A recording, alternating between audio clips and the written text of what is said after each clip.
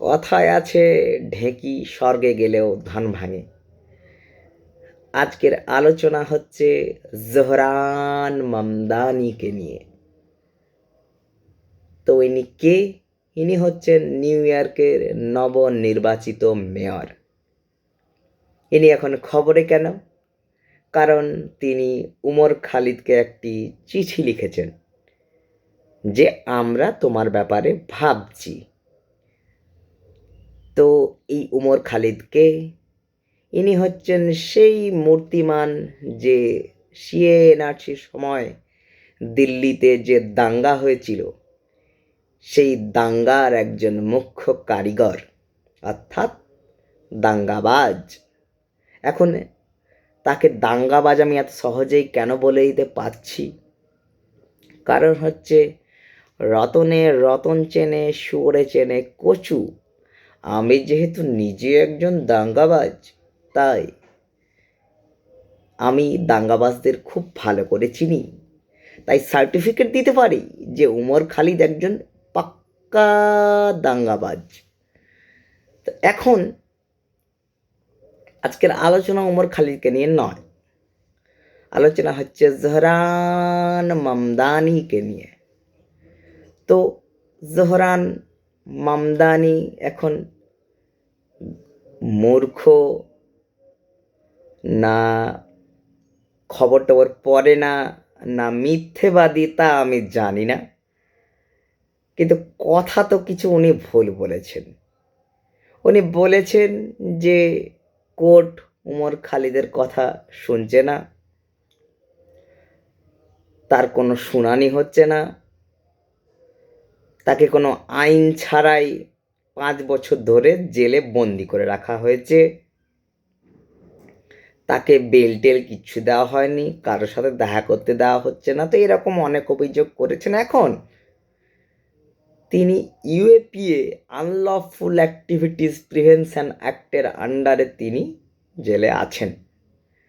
তার কোর্টে শুনানিও চলছে, তার রীতিমতো কেস চলছে এবং নিজের গতিতেই চলছে।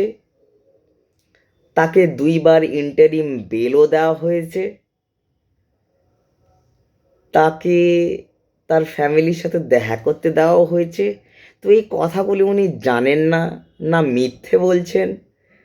বলি থাকতে পারেন, প্রোপাগান্ডার তো ওনাদের ফোর্টি। তাই আমি জানি না সেটা, কিন্তু এই ফ্যাকচুয়াল মিথ্যে কথাগুলি তো উনি বলছেন। বলতেই পারেন, তার স্বার্থ আছে, মানুষ মারতেই স্বার্থপর। তো সুতরাং কী স্বার্থ নিয়ে উনি বলছেন সেটা আপনারাই বিচার করবেন, কিন্তু কথা তো মিথ্যে কথা বা ভুল কথা তো উনি বুঝছেন। তো এখন আমার দাবিটা হলো, উনি বলতে পারেন উমর খালিদকে নিয়ে ওনার দরদ উঠলে উঠেছে, কেন হবে না বলেন? হ্যাঁ, লুঙ্গির টান বলে কি আর কথা? তো দরদ হতেই পারে। আমার কথা হচ্ছে যে ওনার দরদ কিন্তু ইমরান খানকে লিয়া হচ্ছে না, যে পাকিস্তানে পাকিস্তানের আর্মি ওকে কোনো সেরকম আইন টাইন ছাড়াই ওকে নিয়ে ভরে রেখে দিয়েছে।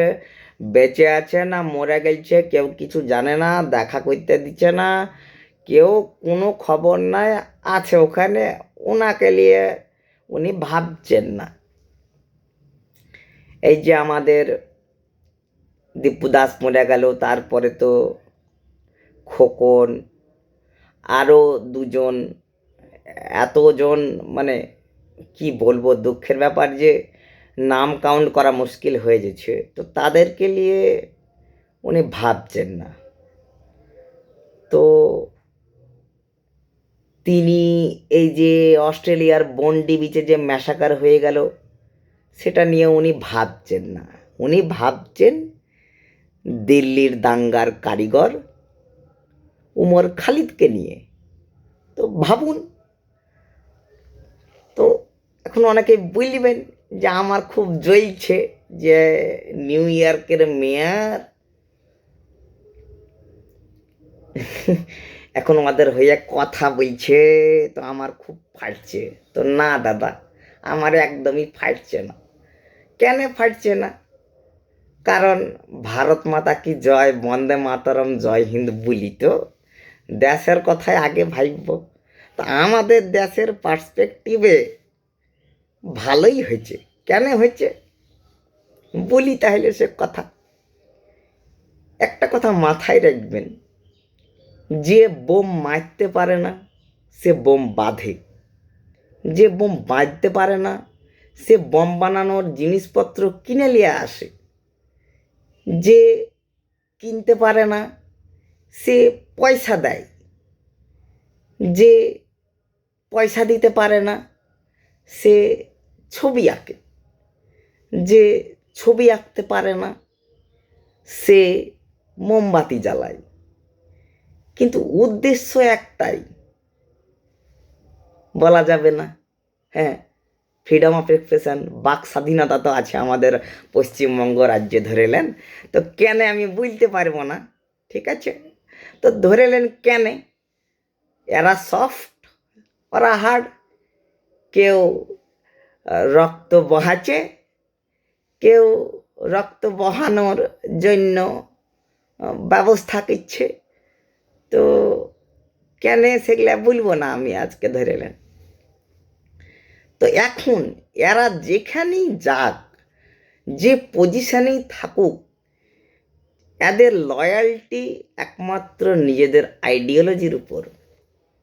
তাই পৃথিবীর যেখানেই যাক এরা একই কাজ করবে। তো সুতরাং জোহরান মামদানি এই যে গাইছে নিউ ইয়র্কের মেয়র পজিশনে, তো ওখানে ও অ্যান্টি এলিমেন্ট কাজই করবে। ও বেসিক্যালি দেশদ্রোহী, তো নিউ ইয়র্কের দ্রোহতাই করবে। তো এখন যদি তাতে নিউ ইয়র্কের যদি ক্ষতি হয়, তাহলে লাভটা কার? লাভটা তো আমাদেরই। কারণ এরা তো অ্যান্টি সোশ্যাল এলিমেন্ট, এরা যেখানেই যাবে সমাজ বিরোধী কাজ করবে। তো আমেরিকায় যদি সমাজ বিরোধী কাজকর্ম বেশি হয়, তাহলে সে দুর্বল হবে। আর আমেরিকা দুর্বল হলে তো আমাদেরই লাভ আছে নাকি? হ্যাঁ দাদা, কি বলেন?